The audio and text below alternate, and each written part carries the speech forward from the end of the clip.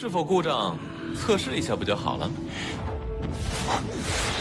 41，没故障啊！还有谁想加入我万宝楼的吗？是加入我丹阁的吧？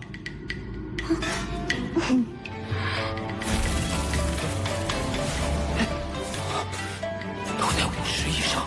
你们尽快提升实力。没问题，你跟我去五域，先熟悉环境。我登殿出发。是。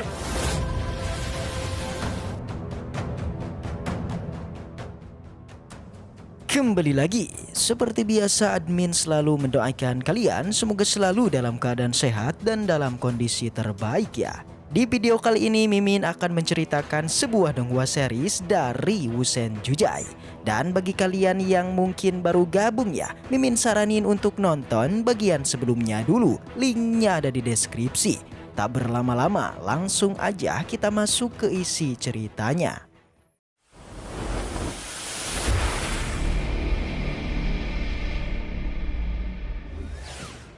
Cerita kembali dilanjutkan yang pada episode kemarin kita sudah melihat kalau semua teman Lord Qingchen sudah datang ke Paviliun Wanbao, di mana mereka semua berencana untuk memasuki ke alam rahasia di 5 elemen. Tapi sebelum itu memasuki alam tersebut memanglah sangatlah sulit dan diharuskan sosok jeniuslah yang bisa memasukinya. Jadinya semua teman lore kita pun dicek semua bakatnya dengan sebuah bola kristal milik Paviliun Wanbao. Alhasil nilai bakat teman-teman lore kita tak disangka itu sangatlah tinggi. Leng Wushuang 57 poin, Di Tianyi 59 poin, dan Wang Ximing 72 poin. Jelas nilai bakat tersebut memanglah sudah melebihi nilai standar Paviliun Wanbao yang hanya mencatut nilai 20 poin saja. Untuk itulah ketiganya pun secara otomatis bergabung dengan Paviliun Wanbao untuk direkomendasikan ke alam rahasia 5 elemen. Namun dari hasil pengujian tersebut terdapat seorang murid yang masih merasa ragu. Dia mengira jika pengujian ini pasti ada sebuah masalah, yaitu alat penguji bakatnya yang sudah mengalami keruksakan.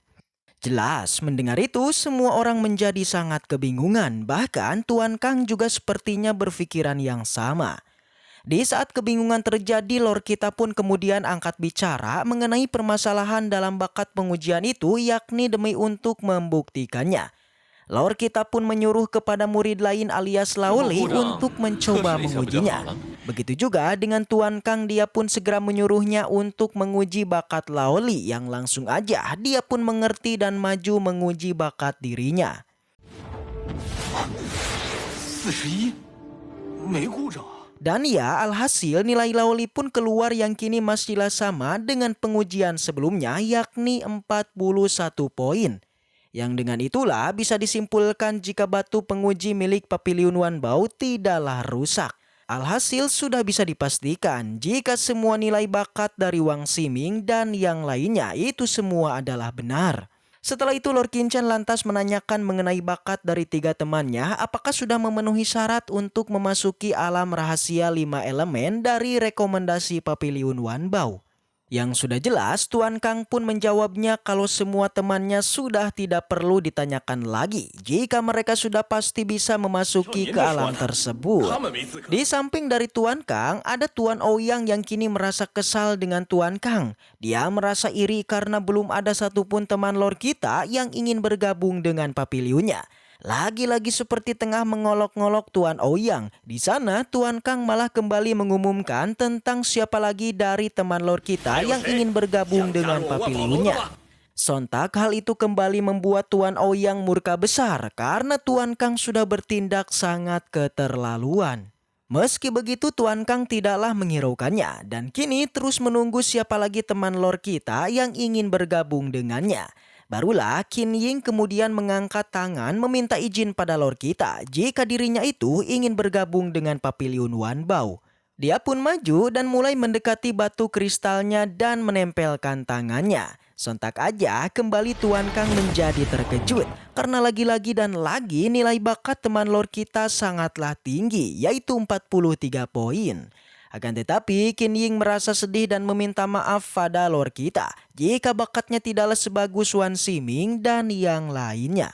Dengan wajah sedihnya, Qin Ying kemudian menanyakan kepada Tuan Kang dengan bakat dirinya apakah bisa bergabung dengan Papiliun Wanbao. Dengan segera Tuan Kang pun menyambutnya, bahkan dia akan segera merekomendasikannya untuk memasuki ke alam rahasia 5 elemen. Kembali lagi Tuan Kang menanyakan apakah ada murid lain yang juga ingin bergabung dengan dirinya. Dari sinilah Tuan Ouyang menjadi begitu murka. Dia sudah enggak bisa menahan amarahnya lagi dan meledakkan energi Daoqinya. Alhasil Tuan Kang pun menjadi ketakutan dan tidak akan lagi mengambil murid sisa dari teman Lord Qingchen. Barulah Tuan Ouyang pun menuju pada Jisun, Lin Tian dan yang lainnya, yaitu untuk menanyakan apakah mereka bersedia untuk bergabung dengan Papiliun Pil-nya. Ya, Jisun dan yang lainnya pun mengiyakannya dan segera mereka pun maju yang kini akan dites bakat masing-masingnya dengan artefak milik Papiliun Pil-nya. Tuan Ouyang mengeluarkan harta pengujiannya dan menjelaskan jika hartanya ini merupakan harta untuk menguji bakat seseorang, yang bahkan lebih akurat dibandingkan milik Papiliun Wanbao. Berbeda dengan harta Wanbao, harta Papiliun Pil tidaklah perlu menempelkan tangan, tapi dipindai yang langsung aja muncul nilai bakatnya.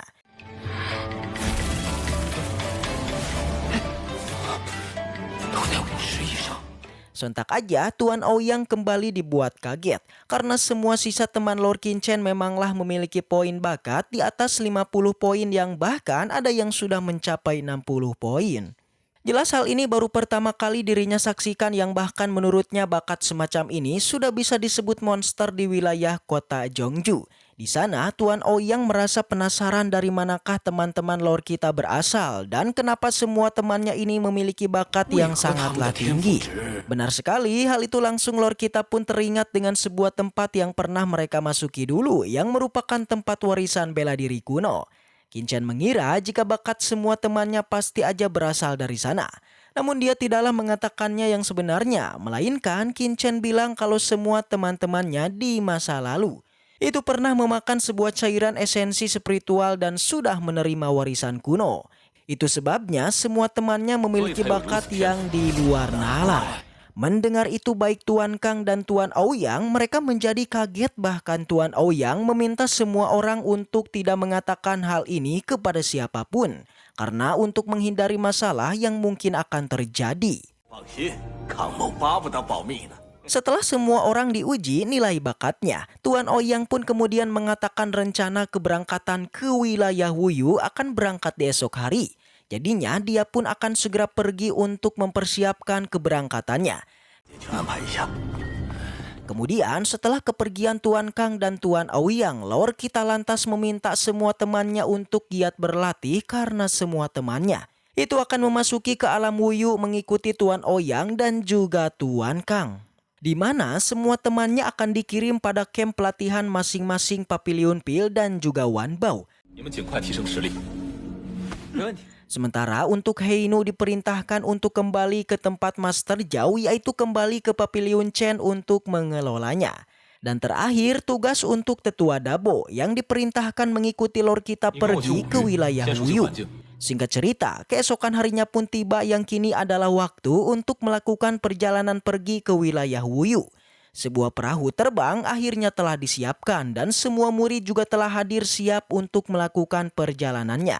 Tetua Ouyang dan juga Tetua Kang juga sudah hadir mengumumkan untuk segera berangkat. Dan setelah itu cerita pun bersambung. Tapi seperti biasa sebelum kita akhiri video kali ini, Mimin akan kembali bahas spoiler cerita lanjutannya, di mana perjalanan pun dilakukan ke wilayah Wuyu yang kini sudah hampir 1 bulan lamanya. Akhirnya semua orang pun sudah sampai di wilayah Wuyu alias wilayah seni bela diri. Namun di sana Qingchen, Yan Qidao dan Yemo diharuskan terlebih dulu memasuki wilayah Guyu alias wilayah kompetisi semua alkemis di wilayah seni bela diri. Namun sebelum pergi, Lord kita pun pamit kepada semua temannya yang kini merasa khawatir akan Lord Qingchen yang baru aja mereka temui. Lalu bagaimanakah kisah perjalanan Lord Qingchen yang sudah berangkat ke wilayah Guyu alias wilayah kompetisi alkemis? Apakah nanti Lord kita akan bertemu dengan sosok alkemis hebat, ataukah seperti biasa di hadapan Lord Qingchen semua praktisi alkemis akan dibabat habis? Lalu juga bagaimanakah nasib dari semua temannya, apakah mereka mampu bersaing dengan Papiliun lain untuk memasuki alam rahasia 5 elemen? Jika penasaran maka kita lanjutin lagi aja di minggu depan. Baiklah, mungkin segitu aja untuk pembahasan kali ini. Semoga kita selalu diberikan kesehatan untuk mengawal Donghua ini. Dan sampai jumpa di video selanjutnya.